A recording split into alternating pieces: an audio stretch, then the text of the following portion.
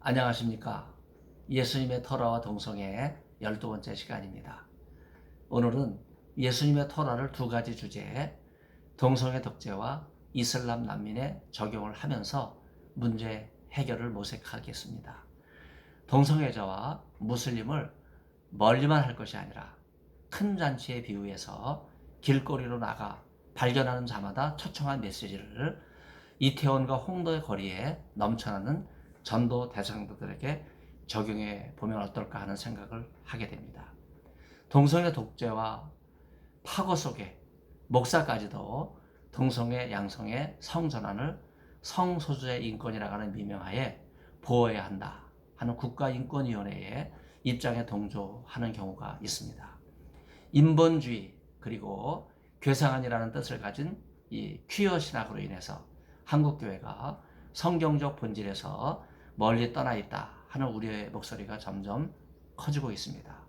인권을 앞세우다가 신앙을 다 잃어버린다는 거죠.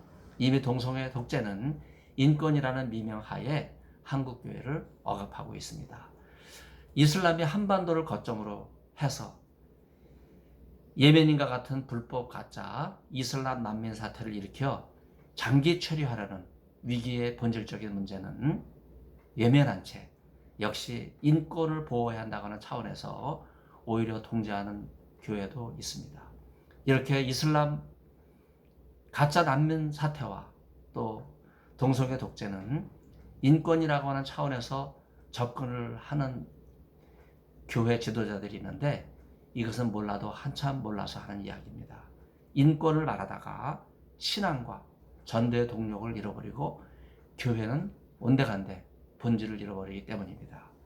예수님의 토라는 하나님의 나라에 관한 큰 잔치의 비유를 말씀하십니다.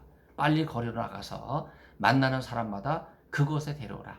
여기서 그곳이라고 하는 단어는 큰 잔치 자리를 가리키고 바로 하나님의 나라를 가리킵니다. 이 비유는 예수님께서 이방인 선교에 대한 가르침을 입증하는 것이다. 이런 귀절로 생각하는 분들이 있지만 그러나 사실 종들이 길거리에 나가서 만나는 사람은 이방인만이 아닙니다. 유대인도 그 길거리에 있습니다. 또한 복음에 대한 배척을 유대인에 대한 배척으로만 단정을 짓고 그 다음에 거리로 사람을 나가서 데려오는 이방인에게 복음을 전하는 것으로만 그렇게 알레고리하는 분들도 있는데 이것도 큰 잔치의 비유를 제한적으로 해석하는 것입니다. 오히려 예수님의 토라는 하나님의 나라가 처음부터 큰 잔치에 초청된 손님의 배척으로 무력해지는 것이 아니라 그들의 배척을 뛰어넘어서 집주인이 새로운 사람들로 큰 잔치의 자리를 채우는 비전을 강조하는 것이라고 볼 수 있습니다.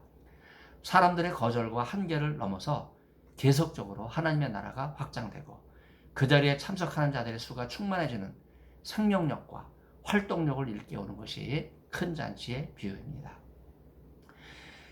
이 비유에서 집주인은 처음에 초청된 사람들이 꼭 유대인만이 아니죠. 그 중에는 이방인도 초청될 가능성이 있죠. 모두 잔치에 참여하는 것을 공교롭게 거부하자 종들을 보내서 빨리 거리로 나가서 발견하는 자들은 누구든지 데려오라 이렇게 명령합니다. 그러자 종은 그대로 순종합니다. 이 그러자라고 하는 단어는 마가복음에 자주 등장하는 곧바로라는 말로 즉각적인 순종을 가리키는 이야기입니다. 비시디아 안디옥에 가면 왜 바울이 가정교회에서 열심히 복음을 전도했는지 그 이유를 추측하게 합니다. 주거지 유적지에서 발굴된 이방 신전의 부조에 신전 제단이 여러 개 놓여 있어요.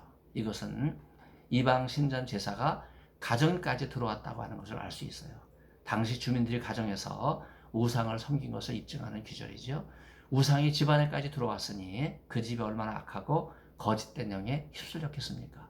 그래서 바울은 27년 동안 이 이방 제사에 우상 제사에 빠져 있는 이방인들을 일깨우지 않으면 하나님 나라 복을 받아들일 수 없다 하는 판단이 돼서 집집마다 노방전도, 축허전도, 또 개인전도를 통해서 복음을 전한 것입니다.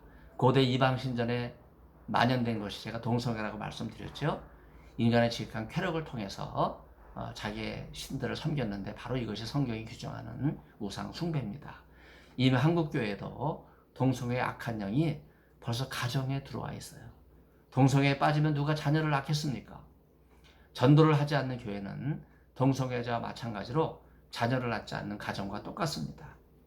이는 신천지가 대구 경북에서 200명에게 전염병을 퍼뜨렸는데 이것으로 그치지 않고 벌써 이태원 게이 클럽에 퍼진 전염병이 서울에서 제주까지 225명을 집단 감염을 시켰어요. 하나님께서 가증히 여기신 동성애에 빠진 사람의 마지막은 질병과 항문 질환으로 죽게 되는 위기 속에 스스로를 무너뜨리는 것처럼 동성애는 전염병처럼 퍼지기에 차단하지 않으면 소돔과 고모라처럼 종말을 맞게 될 것입니다. 한국교회는 벌써 전염병으로 몇 달째 주일 예배를 폐쇄했고 교회를 폐쇄한 상태입니다. 5월 31일 예배 회복의 날로 정했지만 제대로 모일지 걱정입니다. 이미 이미지 전쟁에서 다른 종교에 비해 현저히 지명도가 떨어졌습니다. 한국교회가 인권 문제로 사람에게만 집중하다 보니 저도 모르는 사이에 하나님 말씀을 소홀히 하는 거예요. 하나님께 창조하신 원래 인간의 모습을 소홀히 하는 반성경적 입장으로 나가다 보니 저도 모르는 사이에 인본주의에 길들여져서 좌파의 옷을 입고 가정을 무너뜨리는 동성애에 아무 대비를 하지를 못합니다. 하나님께서 창조 섭리 가운데 인생을 대하시지만 동성애는 하나님의 창조 질서를 어지럽히는 반신앙적 행위입니다. 교회는 영혼을 사랑하는 마음으로 동성애자에게도 복음을 전해야 합니다. 그들로 하여금 깨닫게 하여 회개하고 하나님의 뜻에 순종하게 하는 전도는 선전이나 광고 혹은 PR과는 근본적으로 다릅니다. 예수님의 토라는 큰 잔치의 비유를 통해서 처청의 단초를 집주인이 종들을 재촉하여 거리로 내보내서 만나는 사람마다 다시 잔치자리로 데려오라 이런 말씀으로 우리는 생각해 볼 수 있습니다. 그러자 종들은 거리에서 만난 사람들을 누구든지 불문하고 초청해서 모든 사람을 모아서 그 집을 채웠습니다. 이는 전도의 동력을 잃어버린 교회가 실질적으로 본받고 본질적인 전도의 문을 당장 힘차게 열어야 할 것을 교훈하는 말씀입니다. 이런 가르침이 전도의 실질적인 모델이 되어야 합니다. 먼저 초청받은 사람이 모두 거부한 상황에서 빈자리가 된 잔치자리는 너무나 쓸쓸합니다. 그래서 주인의 명령을 받은 종들은 순종해서 아무나 만나는 사람들을 초청해서 잔치자리를 채우라고 하는 말씀입니다.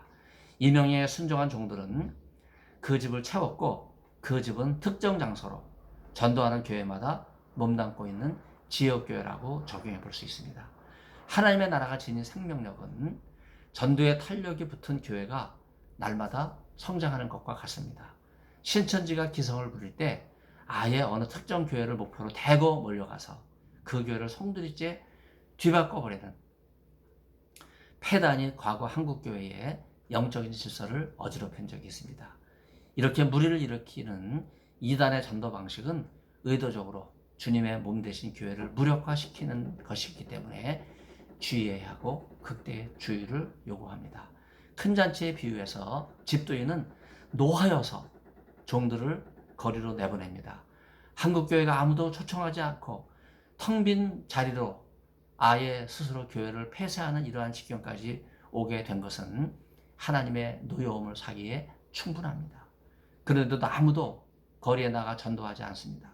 지구 한국교회는 전도의 동력을 잃어버렸습니다. 그냥 교회 문 열면 쉽게 교회 올 것으로 그렇게 안일하게 생각합니다. 거리에 믿지 않는 사람들이 넘쳐나는데도 간혹 전도지를 나누어지는 교회를 보면 사탕 하나 끼워놓고 일회용 휴지를 믿기로 해서 이게 전도지인지 교회 홍보용 전단지인지 분간이 안 갑니다. 전도의 본질적인 단어가 뭐겠습니까? 예수 믿으세요. 예수 믿고 천국 가세요. 그 내용은 쏙 빠지고 심지어 교회 앞에 탁자를 놓고 커피와 과자를 제공하면서도 실제로 구원의 복음을 소개하지 않는 교회. 여러분, 다른 교인 끌어모으는 행사 위주의 달란트 행사. 이거 한국 교회가 심각한 문제입니다. 큰 잔치의 비유가 말하는 것은 개인 전도입니다. 집주인의 명령에 따라 종들이 1대1로 만나는 사람들을 초청한 것이 바로 거리 전도의 방식입니다. 바로 오늘 한국교회가 본받아야 될 그런 축허전도의 모습이라고 할 수 있습니다. 이런 노방전도, 거리전도, 축허전도야말로 나자라 예수님께서 친히 보여주신 전도 방법입니다. 한국교회는 바로 이 모습을 시급하게 회복해야 됩니다. 잔치에 무조건적으로 초청을 받은 거리에 있는 사람들은 유대인뿐만 아니라 이방인입니다. 전도의 대상자는 특정인으로 국한할 필요가 없습니다. 내 집을 채우라는 예수님의 말씀에 순종해서 복음을 전하는 일이 교회가 해야 할 중요한 사명입니다. 전도하지 않는 교회는 동성애자처럼 자녀를 낳지 않는 것처럼 자연적으로 도태될 수밖에 없습니다. 가버나움의 기적을 통해서 이방인 백부장의 믿음이 칭찬을 받았지만 여전히 나자라 예수님의 공생애는 유대인과 이방인을 가리지 않고 하나님의 나라를 소개하셨습니다. 큰 잔치의 비유는 많은 유대인이 복음을 거부함으로써 이방인에게 복음이 전해지게 된 것을 전제하면서도 여전히 길거리에 나가서 누구든지 만나는 사람마다 이방인이건 유대인이건 가리지 않고 초청해서 잔치를 열라고 하는 가르침을 통해서 예수님의 복음에는 누구에게도 제한이 없다는 사실을 강조합니다. 이슬람 가짜 난민도 기독교의 근본 교리를 반대하고 남의 나라에 와서 자신들의 법인 샤리아, 유대 율법이 아니고 바로 이슬람 율법이죠. 이것을 내세우면서 이슬람에 대한 근본적인 포교를 하려고 하는, 우리는 이것을 분명하게 이해해야 됩니다. 한국교회는 성경적 본질로 다시 돌아가서 예수운동은 박해와 순교 속에서도 굴하지 않고 생명의 복음을 담대히 전해서 예루살렘과 유대와 사마리아 땅끝까지 이르러 복음이 전한 것을 기억해야 됩니다. 과거 예루살렘이 오스만 터키에서 500년 지배를 받았는데 그런 박해 속에서도 예루살렘에는 교회가 여전히 존재하고 있습니다. 골고다 비아 돌로로사, 고난의 길, 가죽 샌들을 팔고 있는 가게에서 주인을 기다리는 신발처럼 지금 예루살렘에는요, 유대인이든 무슬림이든 잔치에 초청을 받은 사람들이 하나님의 나라 오기를 기다리고 있습니다. 진열된 샌들을 볼 때마다 세례 요한이 신던 신발도 생각납니다. 또 자기 뒤에 오시는 메시아를 생각하면서 자기는 그 신들매 신발끈을 풀기도 감당하지 못하겠다, 이렇게 겸손한 모습도 떠올리게 합니다. 나자라 예수님의 토라는요, 유대인과 이방인을 큰 잔치에 초청한 것처럼 이태원과 홍대 거리에 있는 동성애자와 이슬람 난민을 초청하십니다. 이제 한국교회는 노방전도를 통해서 그들에게 복음을 전해야 하겠습니다. 먼저 길거리에는 이슬람 난민이 복음을 기다리고 있습니다. 최초의 난민은 죄를 지은 결과로 에덴 동산에 추방된 인간입니다. 하나님께서는 그들을 용납하지 않으시고 단호하게 에덴 동산에서 추방하심으로 그들은 최초의 난민이 됐다고 볼 수 있죠. 하나님께서는 죄 지은 인간을 결코 용납하지 않으십니다. 여기서 에덴 동산에 추방된 인간은요, 하나님과 관계가 단절되죠. 그리고 부부간에도 서로 적대시하지 않습니까? 인간관계의 단절입니다. 그리고 자연관계의 단절, 자연도 가시를 내는, 그래서 노동의 수고를 하게 하는 이런 일들이 일어납니다.